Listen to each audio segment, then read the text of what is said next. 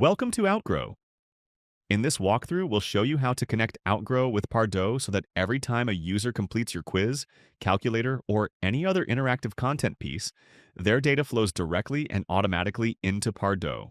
No manual exports, no delays. Let's get it set up.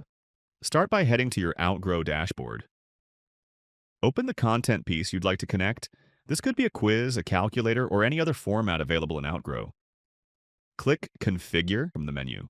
Then select Integrations. Here you'll find Outgrow's full library of native integrations. Locate Pardot in the list and click Configure Integration. You'll be presented with two authentication options. Pardot API Login. Enter your Pardot email address, password, and user key to connect directly. Salesforce SSO. Sign in using your Salesforce credentials, choose whichever method suits your setup. Once authenticated, you'll be taken to the account management screen. From here, you can add a new Pardot account if needed, edit or delete an existing account.